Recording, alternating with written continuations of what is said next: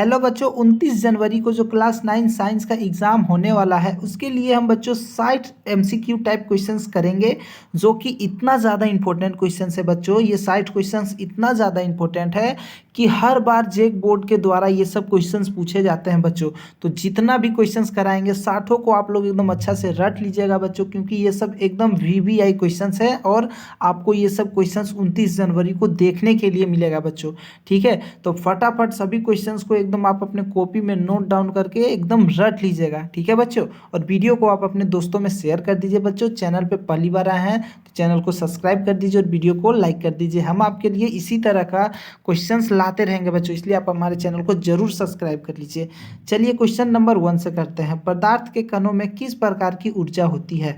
तो बच्चों, जितने भी पदार्थ होते हैं उसके अंदर छोटे छोटे कण होते हैं, तो वो जो कण होते हैं बच्चों उसमें किस प्रकार की ऊर्जा होती है? तो गतिज ऊर्जा होती है। ठीक है बच्चों, पदार्थ के कणों में गतिज ऊर्जा होती है। Option number A right answer हो जाएगा। चलिए बच्चों, नेक्स्ट क्वेश्चन की ओर बढ़ते हैं। 2 नंबर, ताप बढ़ने पर पदार्थ के कणों की गति में क्या परिवर्तन होता है? यानी कि जो तापमान बढ़ता है बच्चों, तो पदार्थ के जो छोटे छोटे कण होते हैं उसमें क्या परिवर्तन आता है? तो गति तेज हो जाती है। ठीक है, क्या होता है? कणों की जो गति होती है वो तेज हो जाती है। ठीक है बच्चों, चलिए नेक्स्ट क्वेश्चन की ओर बढ़ते हैं। 3 नंबर क्वेश्चन है, निम्न में कौन पदार्थ है? तो देखिए ऑप्शन में है स्नेह, घृणा, विचार। तो ये सब चीज़ें जो है बच्चों, स्नेह कोई पदार्थ नहीं है। किसी के प्रति अगर हमें प्यार है या स्नेह है, भावना, अच्छी भावना रखते हैं तो वो कोई पदार्थ नहीं है। घृणा, घृणा अगर हम किसी चीज़ से घृणा करते हैं तो वो भी कोई पदार्थ नहीं है। ये तो अपना अपना विचार है, और विचार हमारा सोच ये भी कोई पदार्थ नहीं है। लेकिन बच्चों घड़ी जो है, घड़ी पदार्थ है, तो ऑप्शन नंबर डी इसका राइट आंसर हो जाएगा। ठीक है बच्चों, चलिए नेक्स्ट क्वेश्चन की ओर करते हैं। अगला क्वेश्चन हम लोगों का 4 नंबर, ठोस के कणों के बीच आकर्षण बल होता है। यानी कि जितने भी ठोस वस्तु होते हैं जैसे लोहा, हीरा, ये सब क्या है? एकदम सबसे ज़्यादा ठोस वस्तुएं हैं, तो इसके बीच जो कण होते हैं बच्चों, कणों के बीच आकर्षण बल क्या होता है? तो अधिक होता है। ठीक है, इसके कणों के बीच आकर्षण बल अधिक होने के कारण ही ये बहुत ठोस होते हैं। ठीक है बच्चों, चलिए नेक्स्ट क्वेश्चन की ओर बढ़ते हैं। 5 नंबर, वाहनों में ईंधन के रूप में किस गैस का प्रयोग होता है? वाहनों में बच्चों आजकल ईंधन के रूप में सीएनजी गैस का प्रयोग होता है। आप लोगों को भी पता है कि पेट्रोल के बाद सीएनजी वाला गाड़ी भी आता है। बाइक हो गया, ऑटो हो गया, बस हो गया, ये सभी चीज़ों में क्या होता है कि अब सीएनजी वाला भी आता है। तो सीएनजी गैस और एलपीजी गैस खाना बनाने में, जल गैस, तो जल का भाप वाला जो इंजन पहले हुआ करता था वो बहुत पुराना हो गया। नाइट्रोजन गैस बच्चों, तो चिप्स ये सब के पैकेट में डालकर जो है वो उससे ख़राब नहीं होता, तो आप लोगों को पता होगा। तो देखिए वाहनों में सीएनजी गैस का प्रयोग होता है। Option number A right answer हो जाएगा। चलिए बच्चों नेक्स्ट क्वेश्चन की ओर बढ़ते हैं। 6 नंबर, शुद्ध पदार्थ बने होते हैं। जो शुद्ध पदार्थ होते हैं बच्चों वो किन चीज़ों से बने होते हैं? तो शुद्ध पदार्थ जो होते हैं बच्चों वो एक ही प्रकार के कणों से मिलकर बने होते हैं। यानी कि जो शुद्ध पदार्थ यानी कि लोहा है, तो लोहा का जो पदार्थ होगा बच्चों आयरन, तो वो सिर्फ लोहा से ही बना रहेगा, उसमें और कोई चीज़ ना मिला रहेगा, तो उसे बोलते हैं शुद्ध पदार्थ। ठीक है बच्चों, चलिए आप लोग याद कर लीजिए कि शुद्ध पदार्थ एक ही कणों से मिलकर बने होते हैं। चलिए 7 नंबर क्वेश्चन देखते हैं। समुद्र का जल एक, तो बच्चों समुद्र का जल क्या है? समुद्र का जल में पानी भी है, नमक का मात्रा भी है, तो उसमें ढेर सारा चीज़ मिला हुआ है, तो वो हो जाएगा मिश्रण। ठीक है, जो ज़्यादा चीज़ों से मिलकर बनता है बच्चों वो कहलाता है मिश्रण। ठीक है बच्चों, चलिए नेक्स्ट क्वेश्चन की ओर बढ़ते हैं। अगला क्वेश्चन हम लोगों का 8 नंबर, गैसीय विलयन का उदाहरण है। तो ये हमारा ऑप्शन है बच्चों, हाइड्रोजन, कार्बन डाइऑक्साइड, क्लोरीन और वायु। तो इसमें से हमें बताना है कि गैसीय विलयन का उदाहरण क्या है? तो वायु जो है बच्चों वो गैसीय विलयन का उदाहरण है। ठीक है, ये सभी चीज़ें क्या वायु में ही पाए जाते हैं, तो गैसीय विलयन का उदाहरण हो गया वायु। ठीक है बच्चों, चलिए नेक्स्ट क्वेश्चन की ओर बढ़ते हैं। अगला क्वेश्चन हम लोगों का 10 नंबर क्वेश्चन, 9 नंबर क्वेश्चन है। ठीक है, बादल किस प्रकार के क्लोराइड का उदाहरण है? तो बच्चों बादल हमें बताना है, बादल जो है वो किस प्रकार के, तो बादल भी गैस में द्रव। ठीक है, गैस में क्या होता है? गैस जो होता है उसमें द्रव यानी द्रव अवस्था में रहता है। ठीक है, उसमें नमी होता है, तो गैस में द्रव। ऑप्शन नंबर ए इसका राइट आंसर हो जाएगा, ना कि ठोस। ठोस तो होता ही नहीं है, ठीक है बच्चों, गैस के रूप में होता है। चलिए नेक्स्ट क्वेश्चन की ओर करते हैं। अगला क्वेश्चन हम लोगों का 10 नंबर, रासायनिक संयोजन के नियमों का प्रतिपादन किस वैज्ञानिक ने किया। यानी कि रासायनिक संयोजन जो है बच्चों, रासायनिक संयोजन का जो नियम है उसका प्रतिपादन किस वैज्ञानिक ने किया, तो लवाइजिया, ठीक है बच्चों। तो ऑप्शन नंबर बी इसका राइट आंसर हो जाएगा। बच्चों आज जो क्लास हो रहा है ये 60 क्वेश्चंस का, अगर आपको पीडीएफ चाहिए तो इस नंबर पर हमें आप व्हाट्सअप करें, इस पर हम आपको पीडीएफ भेज देंगे और भी सब्जेक्ट का वीवीआई क्वेश्चंस का पीडीएफ भेज देंगे, जो कि आपको फ्री में भेजेंगे बच्चों, किसी प्रकार का कोई चार्ज नहीं लगेगा। तो फटाक से वीडियो देख लेने के बाद आप हमको व्हाट्सअप कीजिएगा, उसके बाद हम आपको भेज देंगे, ठीक है। तो वीडियो को पूरा देखिए और सारा क्वेश्चंस को आप लोग रट लीजिए बच्चों। चलिए 11 नंबर क्वेश्चन की ओर बढ़ते हैं बच्चों। 11 नंबर क्वेश्चन है, जल के एक अणु में हाइड्रोजन एवं ऑक्सीजन के द्रव्यमानों का अनुपात क्या होता है। तो एकदम इसको रट जाइए क्वेश्चंस को बच्चों, बहुत ही ज़्यादा इंपॉर्टेंट है। जल के एक अणु में हाइड्रोजन और ऑक्सीजन के, ठीक है, जल की बात किया जा रहा है, द्रव्यमानों का अनुपात क्या होता है, तो 1:8 होता है। कितना होता है बच्चों, 1:8। ऑप्शन नंबर सी इसका राइट आंसर हो जाएगा। चलिए बच्चों नेक्स्ट क्वेश्चन की ओर बढ़ते हैं। अगला क्वेश्चन हम लोगों का 12 नंबर है, डाल्टन ने कौन सा सिद्धांत दिया था। डाल्टन एक साइंटिस्ट है बच्चों, इन्होंने कौन सा सिद्धांत दिया था, तो परमाणु सिद्धांत दिया था। कौन सा, परमाणु सिद्धांत। ऑप्शन नंबर बी इसका राइट आंसर हो जाएगा। चलिए बच्चों नेक्स्ट क्वेश्चन की ओर बढ़ते हैं। 13 नंबर क्वेश्चन है, ऐसे पदार्थ जो केवल एक ही प्रकार के परमाणु से मिलकर बनता है क्या कहलाता है। देखिए बच्चों, एक ही प्रकार का परमाणु से मिलकर बना है, उसमें और किसी चीज़ का कोई मिश्रण नहीं है, तो वो तत्व कहलाता है। क्या कहलाएगा बच्चों, जो कि एक ही परमाणु से मिलकर बने रहेगा वो तत्व कहलाएगा, ठीक है बच्चों। ऑप्शन नंबर सी इसका राइट आंसर हो जाएगा। चलिए नेक्स्ट क्वेश्चन की ओर बढ़ते हैं। 14 नंबर, पदार्थ का वह सूक्ष्मतम कण जिसमें पदार्थ के सभी गुण हो कहलाते हैं। यानी कि वो वैसे पदार्थ बच्चों जिसमें कि पदार्थ का सब गुण है, ठीक है, सारा गुण उसमें है, तो वो कहलाएगा बच्चों परमाणु, ठीक है बच्चों। क्या कहलाएगा, परमाणु। ऑप्शन नंबर ए इसका राइट आंसर हो जाएगा। चलिए नेक्स्ट क्वेश्चन की ओर बढ़ते हैं बच्चों। 15 नंबर, परमाणु आयन बनाते हैं। तो परमाणु आयन जो है बच्चों वो कैसे, मतलब क्या बनाते हैं, तो देखिए परमाणु आयन जो होते हैं इलेक्ट्रॉन ग्रहण करते हैं और इलेक्ट्रॉन का त्याग करते हैं, ठीक है। इलेक्ट्रॉन को अपने अंदर लेते हैं और फिर इलेक्ट्रॉन का ही त्याग करते हैं, ठीक है। तो ए और बी दोनों हो जाएगा। ऑप्शन नंबर डी इसका राइट आंसर हो जाएगा। परमाणु का आयन जो है वो इलेक्ट्रॉन को अपने अंदर लेते हैं और समय आने पर लेते हैं और समय आने पर उसे छोड़ते हैं। तो ऑप्शन नंबर बी और सी राइट हो जाएगा।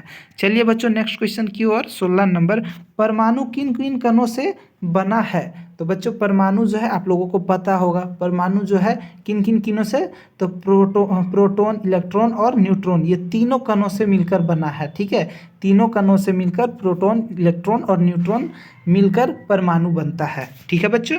चलिए नेक्स्ट क्वेश्चन की ओर बढ़ते हैं। अगला क्वेश्चन हम लोगों का 17 नंबर, परमाणु की प्रकृति कैसी है। तो बच्चों परमाणु की जो प्रकृति होती है वो कैसी होती है, तो उदासीन होती है, ठीक है।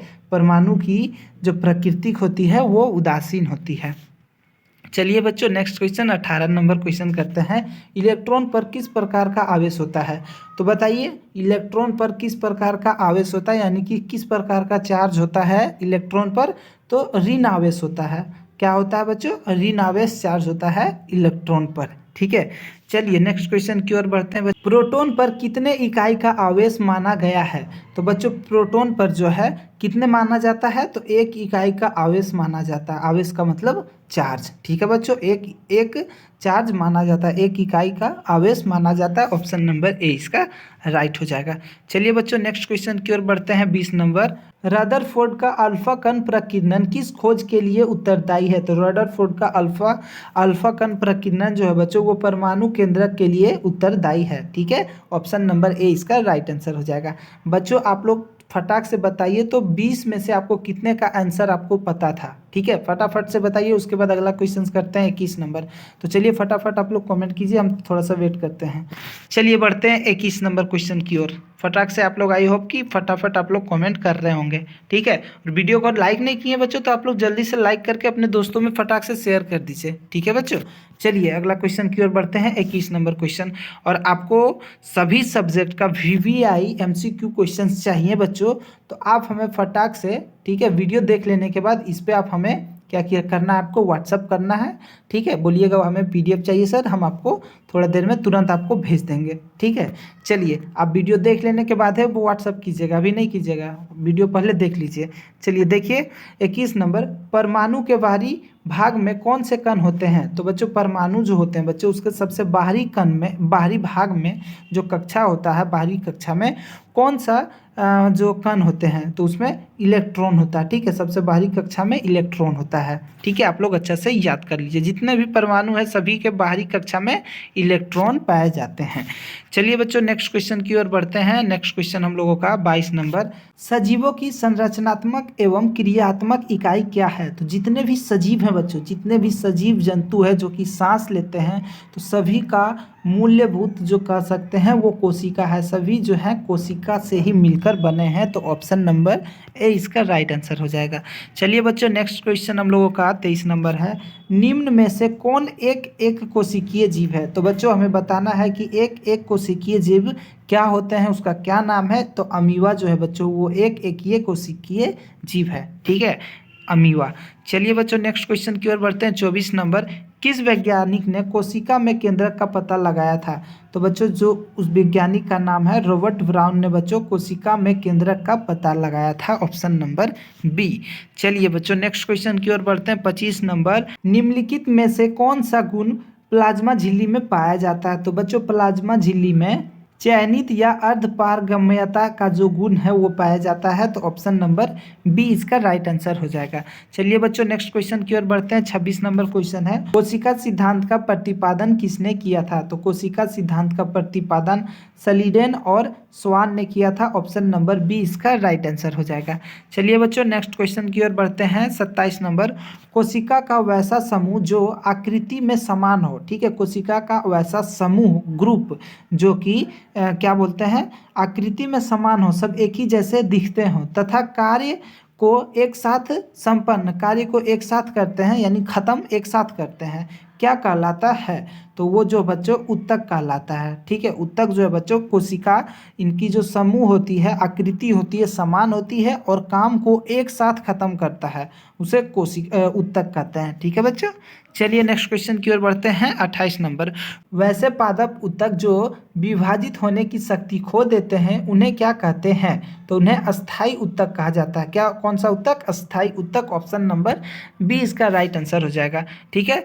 चलिए बच्चों अगला क्वेश्चन की ओर बढ़ते हैं हम लोग। अगला क्वेश्चन हम लोगों का 29 नंबर, सबसे अधिक पाए जाने वाला सरल अस्थाई उत्तक क्या है। तो सबसे सरल अस्थाई उत्तक पेरेनेकाइमा होता है बच्चों, जो कि सबसे अधिक पाए जाने वाला और सरल, ठीक है बच्चों, तो पेरेनेकाइमा। चलिए बच्चों अगला क्वेश्चन हम लोगों का 30 नंबर क्वेश्चन है, कौन सा उत्तक पौधे को कठोर एवं मजबूत बनाता है। तो पौधे की जो टहनियाँ होती है बच्चों पौधे का, उसे कठोर और मजबूत कौन बनाता है। तो स्क्लेरेनेकाइमा, ठीक है, स्क्लेरेनेकाइमा, ऑप्शन नंबर डी इसका राइट आंसर हो जाएगा, ठीक है बच्चों। चलिए नेक्स्ट क्वेश्चन हम लोगों का है, किस उत्तक को संवहन उत्तक भी कहते हैं। तो बच्चों संवहन उत्तक जो है वो किसे कहते हैं, तो जाइलम उत्तक को, ठीक है, जाइलम उत्तक को संवहन उत्तक भी कहा जाता है।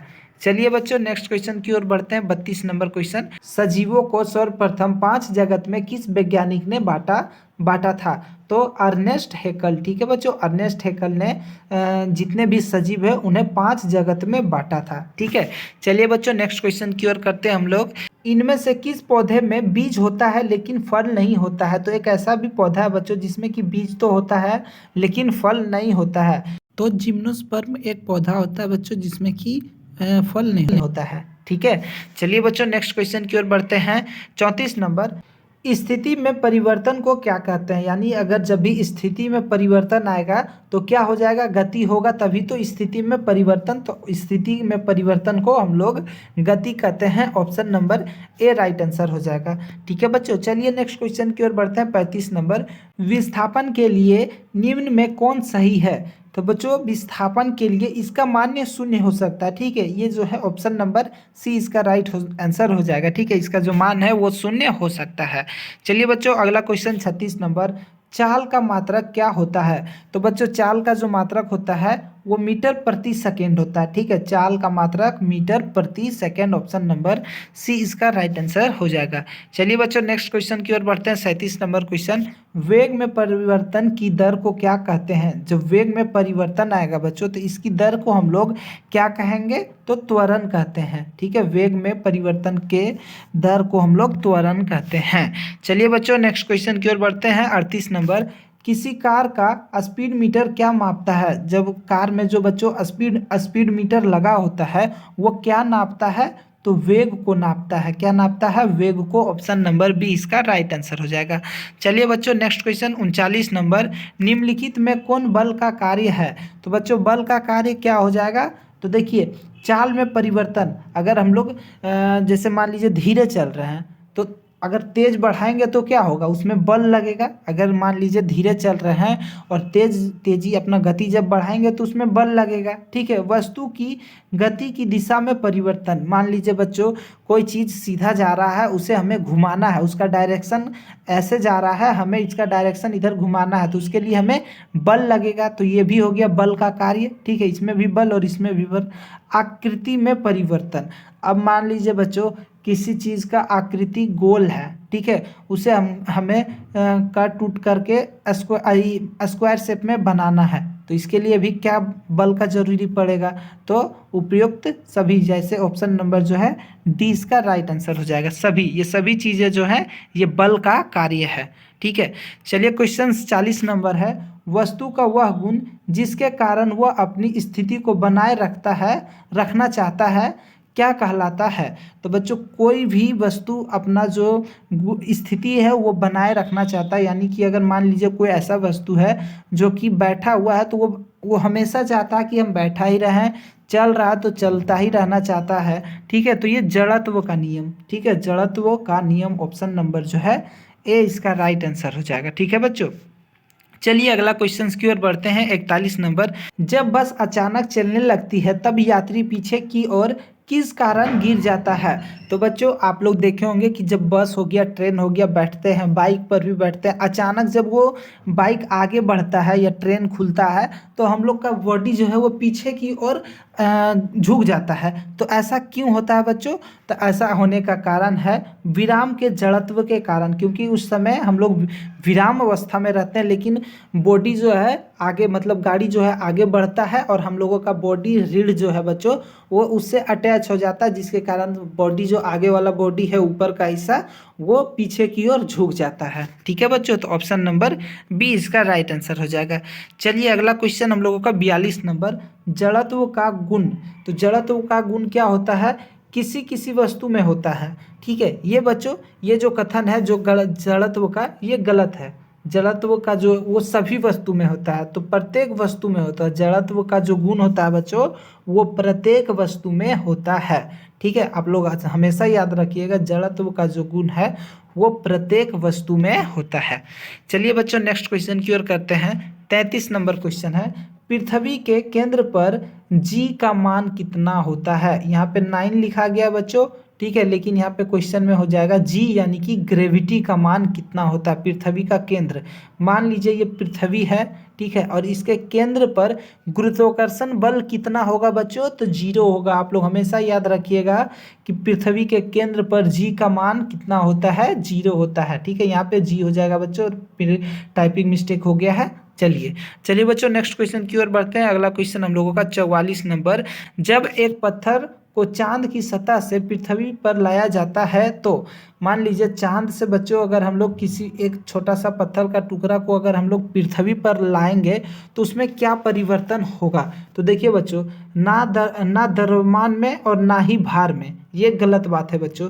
भार में परिवर्तन हो जाएगा लेकिन द्रव्यमान नहीं परिवर्तन होता। आपको हम एक बात बता दे रहे हैं, द्रव्यमान जो होता है बच्चों किसी भी वस्तु का वो कभी भी चेंज नहीं होता है। उसको अगर हम लोग चांद पे ले जाएं, अंतरिक्ष के किसी भी कोना में ले जाए, धरती के किसी भी कोना पर ले चल जाएं, ब्रह्मांड के किसी भी कोना पर द्रव्यमान कभी नहीं चेंज होता है। लेकिन भार जो होता है बच्चों वो जगह जगह पर चेंज होते रहता है। तो भार जो डिपेंड करता है जगह का गुरुत्वाकर्षण बल के कारण, क्योंकि चंद्रमा पर गुरुत्वाकर्षण बल कम होता है बच्चों, इसलिए वहाँ वजन कम होगा और पृथ्वी पर जब कोई वस्तु आएगा तो उसका वजन ज़्यादा हो जाएगा। ठीक है, समझ गए। हम कोई भी क्वेश्चंस को आपको हम अच्छा से समझा दे रहे हैं बच्चों कि आपको रटना ना पड़े और क्वेश्चंस को आप समझ जाएं, अलग तरीके से भी पूछे तो आप उससे सही कर सकें। ठीक है, तो द्रव्यमान कभी चेंज नहीं होता लेकिन भार चेंज हो जाता है, तो ये कथन गलत हो जाएगा। इसका भार बदल जाएगा परंतु द्रव्यमान नहीं बदलेगा। ठीक है, ये कथन एकदम सही है बच्चों। भार बदल जाएगा लेकिन द्रव्यमान जितना रहेगा उतना ही रहेगा। ठीक है, इसका द्रव्यमान बदल जाएगा, द्रव्यमान तो कभी नहीं बदलता, तो ये कथन गलत हो जाएगा। भार और द्रव्यमान दोनों बदल जाएंगे, तो ये भी कथन गलत। तो ऑप्शन नंबर बी इसका राइट आंसर हो जाएगा बच्चों। चलिए बच्चों, अगला क्वेश्चन 45 नंबर। कृत्रिम उपग्रह के प्रयोग का उद्देश्य है, यानी कृत्रिम उपग्रह मतलब बच्चों होता है जो सैटेलाइट होता है ना बच्चों, उसे उपग्रह कहते हैं। कृत्रिम का मतलब इंसानों द्वारा बनाया हुआ उपग्रह, और उपग्रह को सैटेलाइट को जो है बच्चों उसी को ही उपग्रह कहते हैं। ठीक है, तो उसे का प्रयोग मौसम की भविष्यवाणी, मौसम का हालचाल जानने में भी उसका प्रयोग किया जाता है। संचार यानी कि जहाज कहाँ से कहाँ जा रहा है बच्चों, ट्रेन इधर से उधर, उसमें भी उसका प्रयोग किया जाता है। ठीक है, वायुमंडल के ऊपर हिस्सों का अध्ययन, वायुमंडल के ऊपर में क्या हिस्सा है वो भी सैटेलाइट से उसका अध्ययन किया जाता है। तो ये तीनों चीज़ों में बच्चों सैटेलाइट का यानी कि उपग्रह का प्रयोग किया जाता है, कृत्रिम उपग्रह का प्रयोग होता है, इसलिए ऑप्शन नंबर डी इसका राइट आंसर हो जाएगा तीनों।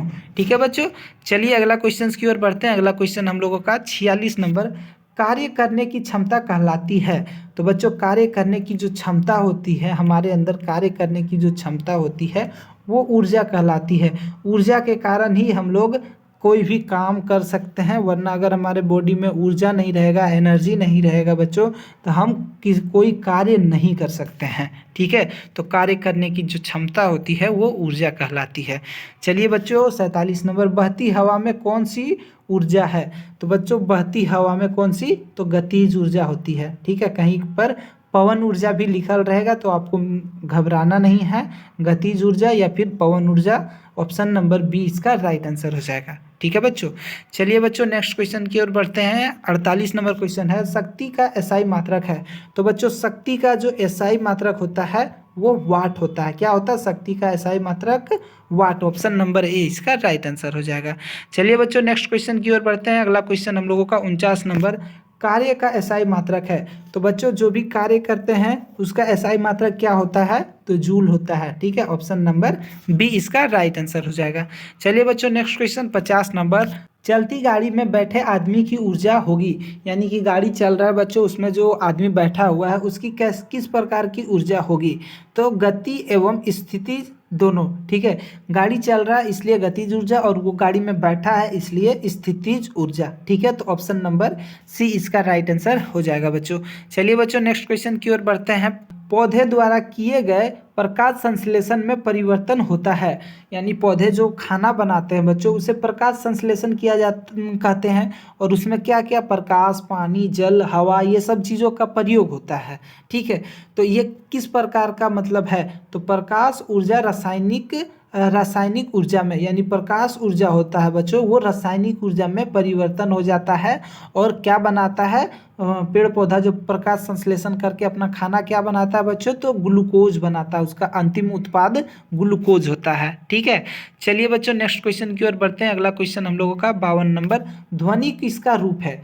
तो ध्वनि जो है बच्चों वो किस चीज़ का रूप होता है, तो ध्वनि ऊर्जा का ही रूप है। ठीक है, अगर हमारे अंदर ऊर्जा नहीं रहेगा बच्चों तो हम बोल भी नहीं सकते हैं, कुछ भी नहीं कर सकते हैं। बिना ऊर्जा यानी एनर्जी के कोई भी कार्य संभव नहीं है। तो ध्वनि भी बच्चों ऊर्जा का ही एक रूप है। ठीक है, एनर्जी का ही एक रूप है।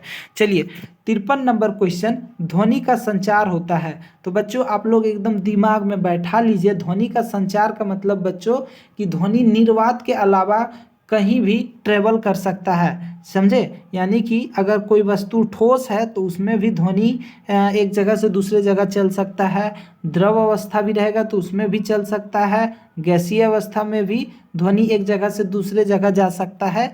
लेकिन निर्वात में यानी कि जहाँ कुछ भी ना होता हो, जैसे कि अंतरिक्ष में या फिर चंद्रमा पर बच्चों वायुमंडल नहीं होता, एकदम वहाँ पे खाली जगह होता है, कोई चीज़ नहीं होता है, तो उन सब जगह पर अगर सामने खड़ा व्यक्ति एक दूसरे से बात करेगा ना बच्चों तो आवाज़ सुनाइए नहीं देगा, ठीक है, क्योंकि वहाँ पर कोई माध्यम नहीं होता है इसलिए, ठीक है। तो ध्वनि जो है हर चीज़ में चल सकता है लेकिन निर्वात में नहीं, तो ये इसमें भी चलेगा, ठोस में, द्रव में, गैस में, तो ऑप्शन नंबर डी इसका राइट आंसर हो जाएगा, ठीक है, सभी में। चलिए बच्चों नेक्स्ट क्वेश्चन 54 नंबर, ध्वनि तरंग किस प्रकार की तरंग का उदाहरण है। तो ध्वनि तरंग जो होता है बच्चों वो अनुदैर्घ्य तरंग का उदाहरण है, ठीक है, अनुदैर्घ्य तरंग का उदाहरण होता है ध्वनि तरंग।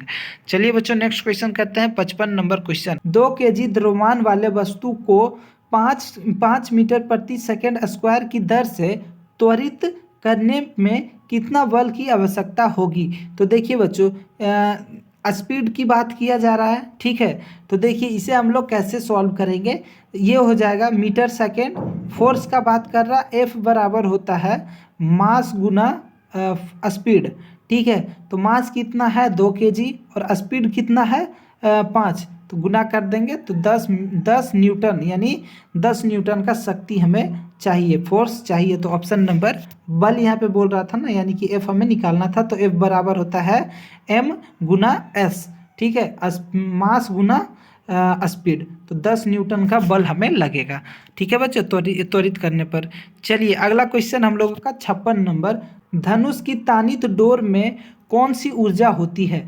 तो धनुष आप लोग देखे होंगे बच्चों, हम थोड़ा सा ऐसे करके बना दे रहे, ठीक है, ताकि आपको अच्छा से समझ में आए। और ये जो धनुष है बच्चों, देखिए ये जो रस्सी है बच्चों ये घिंचा हुआ है और इस पे इस तरह से, और तो इसमें जो घिंचा हुआ है बच्चों, पकड़ के घिंचा हुआ बस छोड़ेगा और ये तीर छूट जाएगा। तो यहाँ जो घिंचा हुआ है बच्चों, तो इसमें किस प्रकार का ऊर्जा होता है। तो इसमें बच्चों स्थितिज ऊर्जा है, ठीक है, क्योंकि यहाँ पे घींच के रोक के रखा हुआ है, तो इसमें स्थितिज ऊर्जा हो जाएगा। तो ऑप्शन नंबर इसका जो है बच्चों ए राइट आंसर हो जाएगा, स्थितिज ऊर्जा, ठीक है। चलिए अगला क्वेश्चन की ओर बढ़ते हैं, 57 नंबर, ऊर्जा का व्यावसायिक मात्रक है। तो ऊर्जा का व्यावसायिक मात्रक किलोवाट आवर होता है बच्चों, किलोवाट घंटा, ऑप्शन नंबर बी इसका राइट आंसर हो जाएगा। चलिए बच्चों नेक्स्ट क्वेश्चन की ओर बढ़ते हैं, अगला क्वेश्चन हम लोगों का 58 नंबर, निम्न में किसका जड़त्व अधिक है। तो बच्चों जड़त्व उसी का अधिक होता है जिसका वजन जो सबसे ज़्यादा भारी हो। तो साइकिल भी भारी है अगर कहें कॉपी के तुलना में, तो साइकिल, कार, बस, रेलगाड़ी, तो सबसे ज़्यादा भारी इसमें से कौन है बच्चों, तो रेलगाड़ी। तो रेलगाड़ी का जड़त्व जो है ये तीनों में से सबसे ज़्यादा है, तो ऑप्शन नंबर डी इसका राइट आंसर हो जाएगा। चलिए बच्चों नेक्स्ट क्वेश्चन की ओर बढ़ते हैं, 59 नंबर क्वेश्चन है, द्रव्यमान और वेग के गुणनफल को क्या कहते हैं। तो द्रव्यमान और वेग का जो गुणनफल होता है वो संवेग कहलाता है, तो ऑप्शन नंबर ए इसका राइट आंसर हो जाएगा। चलिए बच्चों अगला क्वेश्चन हम लोगों का 60 नंबर क्वेश्चन बच्चों, समान मनुष्य के कानों के लिए श्रव्यता परास क्या है। यानी कि हम लोग जो कान है बच्चों, हम लोगों का कान कितना हर्ज तक का साउंड सुन सकता है। तो 20 से 20,000 हर्ज तक का साउंड को सुन सकता है, तो ऑप्शन नंबर ए इसका राइट आंसर हो जाएगा। तो बच्चों ये 60 क्वेश्चंस आपके लिए बहुत ही ज़्यादा इंपॉर्टेंट है, आप लोग अच्छा से ये क्वेश्चंस को रट लीजिए।